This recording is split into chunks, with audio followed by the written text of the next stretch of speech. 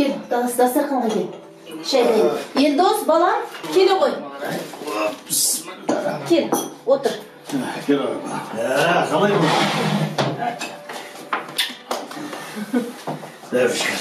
O'tira boshla. Auzubillahiminash-shaytonir-rajim. Bismillahir-rahmanir-rahim. Alhamdulillahi rabbil alamin. Rahmanir-rahim. Maliki yawmiddin. Iyyaka na'budu wa iyyaka nasta'in. Әкем қазақ дәстүрді қатты ұстанатын адам. Әйтеуір дүниеден өткен туыстарды, жақындарды ұмытпайтын. Әлі есімде анам жұма сайын 7 нан салады.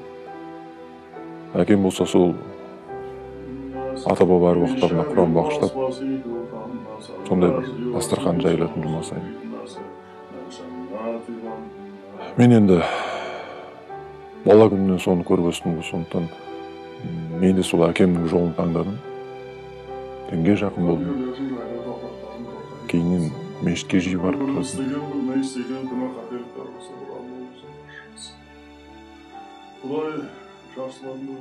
Бірақ сол бір мешіттен қайтар жолда бір күні жолдасымды кездестіріп қалдым. Yıldız. Ассалаумағалейкум бауырым. Уағалейкум ассалам. Қалайсың? Жақсы, Аллаға шүкір. Өздерің қалайсыңдар? Шүкір, аман есен. Қайдан келесің? Сол жұма намаздан келе жатқам. Жұмадан? Әрине. Намаз бастағансың ба? Иә бауырым, жаңадан бастап жатырмын. Машалла бауырым. Жақсы жаңалық қабыл. Рахмет. Қолың бос па? Иә, бос. Үй жаққа бара жатқам. Бауырларым келген ғой. Жүр таныстайын бауырларым. Жүр. Сақтайын. Олар басында маған біздің дін жайында уағыз айтты. Мен жақсы қабылдадым. Бір жағы сөздері өте әсерлі болатын. Тіпті жүрекке жететіндей қылып айтатын. Содан бекен біз тез тіл табысып кеттік. Бара-бара біз жиі кездесетін болдық. Сосын біраз уақыт өткеннен кейін олар күрделі тақырыптарды қозғай бастады. Яғни шетелдегі мұсылмандардың жағдайын айта бастады. Біздің мұсылман бауырларымыз қиналып жатыр. Оларға біздің көмегіміз керек. Тіпті олардың қан төгіліп жатқан кезде біз қалай мына жерде бақытты өмір сүре аламыз деген сөздерді айтылды. Бұны дұрыс деп сол кезде қабылдадым. Тіпті сол кезде көмекке кетіп қалғым келіп те тұрды. Білмеймін, бірақ сол кезде қандай жолға кетіп бара жатқанымды мен түсінбедім.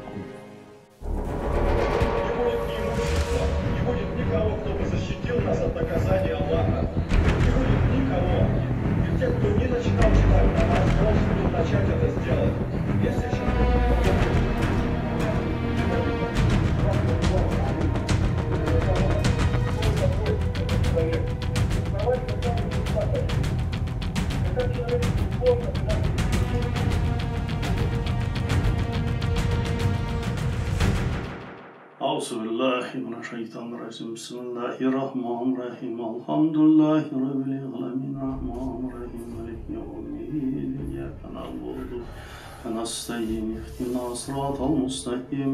Siratal ladzina an'amta 'alaihim ghayril maghdubi 'alaihim waladdallin. Bismillahirrahmanirrahim. A'udzu birabbin nas, malikin nas, ilahin nas, min sharril waswasil khannas, allazi yuwaswisu fi nas, minal jannati wan nas. Bismillahirrahmanirrahim. A'udzu birabbin nas.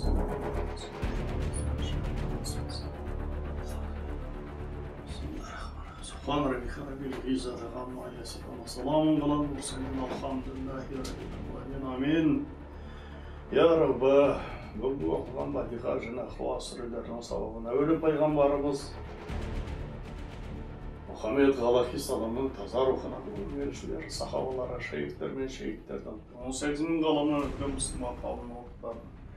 Yerine de arnayı okulan dua, ömürden ötken ata babalarımızdan nazir şeylerimizden.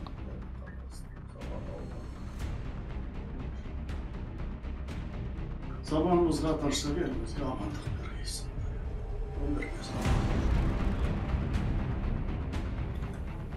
Balam, sаған ne болды? Әке, сіздер неге харам істер істейсіздер? Харам? Қайдағы харам? Сонда біз не істеп қойыпты, ал? Сіздің оққан Құраныңыз да, мына тұрған 7 шелпек те харам. Бұл біздің ата-бабаларымыздан келеткен салт дәстүр емес пе? Қайдағы харам? Қайдағы харам? Қайдағы? Астағфиралла, бұның бәрі шерік. Алла.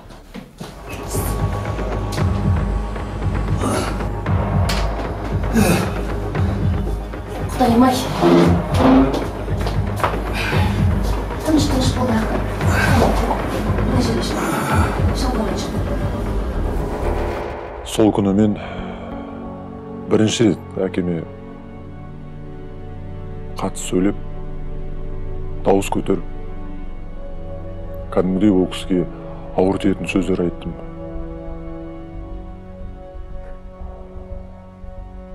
Әкем оны көтере алмады. Жүрегі ауырып, ауруханаға түсті. Мен бірақ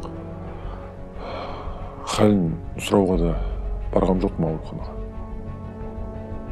Ол кездегі ойым, біздің көзқарасымыз әртүрлі. Олар мені түсінбейді.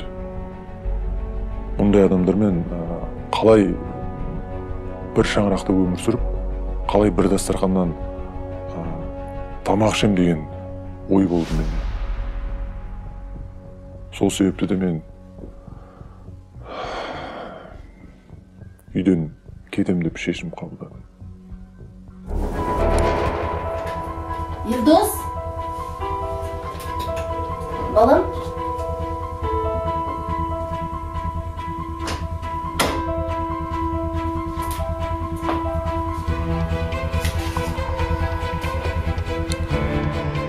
Әке, ана мені кешіріңіздер. Мен кәпірлермен соғысуға кеттім, Құдайым-ай. Ағайындар, мұсылман бауырлар қиналып жатқанда мен бұл жерде жата алмаймын. Мені іздемеңіздер. Жұмақта кездескен жат. Құдайым-ай, балам, Құдайым-ай.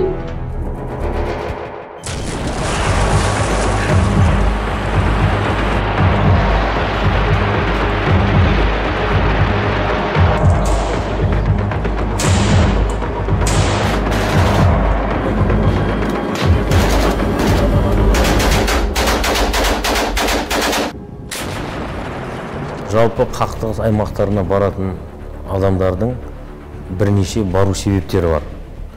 Оның ішінде экономикалық себептер бар, әлеуметтік себептер бар, кейде отбасылық жағдайлар себеп болып жатады. Ал ең негізгісі ол идеологиялық діни себептер. Яғни теріс, дәстүрлі емес, деструктивті діни ағымдардың насихаты. Ол көп жағдайда интернетте болады және мына тыйым салынған әдебиеттер арқылы олар өздеріне жақтас жинайды. Сол жақтастарды болашақта саяси мақсаттарда қолдану үшін сол қақтығыс аймақтарына шақырады. Біздің азаматтарымыз, басқа елдердің азаматтары сол халықаралық террорлық ұйымдардың саяси мүдделерін іске асыру үшін сол жаққа барып қақтығыстарға қатысады. террорға қатысы бар жазасын өтеушілердің арасында енді 97-98% мына Мұхаммад ибн Абдул-Вахабтың жолын ұстанады. Яғни ол кісілерге біз диагностика жасаған кезде қандай кітаптарды оқытыңыз, қандай уағызшыларды тыңдадыңыз, идеологиялық тұрғыдан сұраған кезде барлығы бір ауыздан біз Мұхаммад ибн Абдул-Вахабтың 3 негіз, 4 қағида, Китабут Таухид, Науақидул Ислам секілді кітаптарын оқыдық. Тыңдаған уағызшыларымыз осы жолда жүрген уағызшылардың нелерін, уағыздарын тыңдадық деп барлығы бір ауыздан осы жауапты береді. Сондықтан бұл жерде идеологиялық тұрғыдан дәстүрлі емес, деструктивті діни ағымның әсері өте үлкен деп есептейміз. Құранда ана хайрун минху деген сөзі бар шайтанның. Мен сенен артықпын деген. Міне сол теріс ағымда жүрген адамдар өздерінің діни тұрғыдан басқа адамдардан артық екендігін насихаттайды. Соған шамалы психологиясы қалыптаспаған. Мүмкін экономикалық жағдайы жақсы екен, отбасылық жағдайы жақсы шығар. Бірақ психологиялық тұрғыдан қалыптаспаған тұлғаларға ол жағымды болып естіледі. Сенің дінің, сенің діндарлығын мына кісілердің діндарлығынан артық.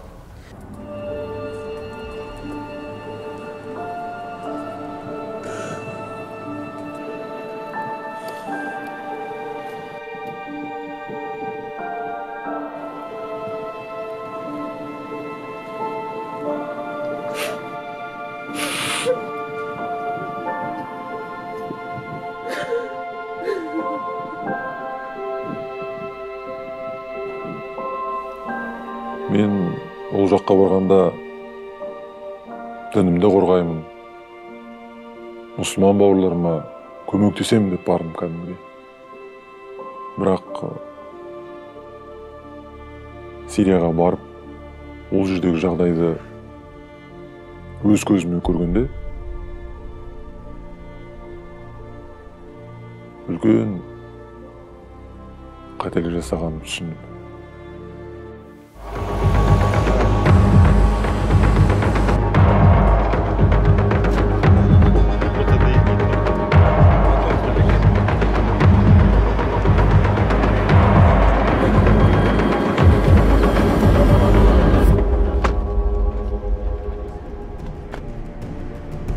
Менің тапсырмам бойынша 28-31 мамырда Жусан арнайы гуманитарлық акциясының соңғы кезеңі табысты өтті. Сириядан отандастарымыздың кезекті тобы оралды. Қазақстанның мемлекеттік құрылымдарының жүйелі жұмыстарының және шетелдік серіктестермен тығыз ықпалдастықтың арқасында қақтығыс аймағынан 171 бала шығарылды. Қазақстанға оралған соң олар оңалту шараларынан өтіп, барлық қажетті көмек алатын арнайы бейімдеу орталығына орналастырылды. Жусан гуманитарлық операциясы ауқымды акция. Бұл бастаманы тұңғыш президент елбасы Нұрсұлтан Назарбаев ұсынды және былтырдан бері жүзеге асырылуда. Кешенді шаралар нәтижесінде қақтығыс аймағынан отанымызға 357 бала қайтарылды. Балалардың қауіпсіздігін қамтамасыз ету Жусан операциясының басты мақсаты болды. Жусан гуманитарлық операциясының қорытындылары мемлекетіміздің өте күрделі міндеттерді тиімді шешуге қабілетті екенін көрсетті. Осы операцияға қатысқан арнайы қызмет өкілдерінің, дипломаттардың, әскерилердің бәріне тапсырылған жауапты миссияны абыроймен орындаған үшін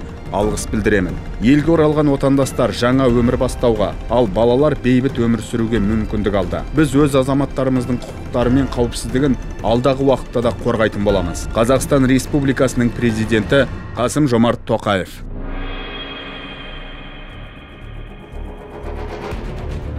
Бұл қайтып келгендердің арасында әртүрлі адам бар. Өкініп келгендер бар.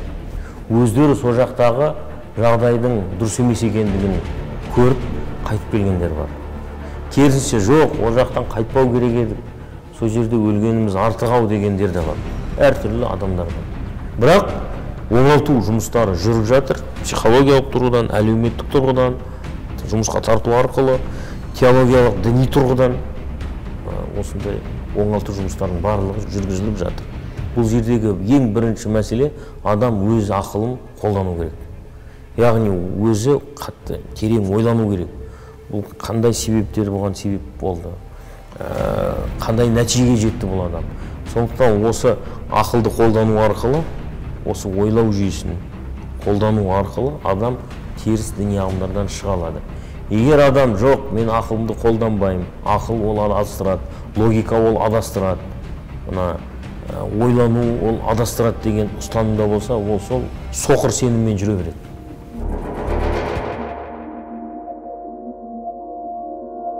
Балам, есіңде ме? Мынаны саған әкең сыйлап еді ғой. Бала есіңде.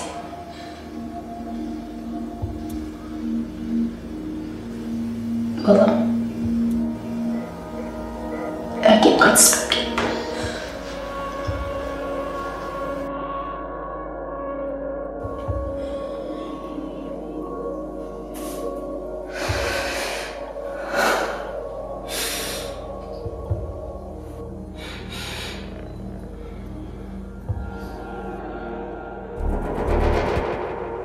Әкем менің осы қылығымды көтере алмады. Қатты өкінемін.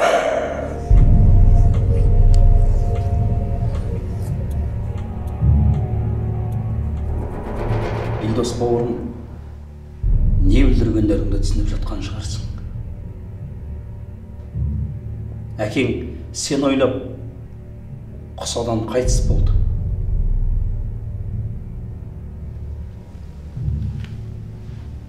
Тоғыз ай 10 күн көтерген анаң болса, сені сағынып, есік торып жүр. Жақсы ма осы? Ей, сендерде дініміз бір, құдайымыз бір, ұстанымыз бір деген бауырларың қайда кешегі? Неге іздеп келмейді?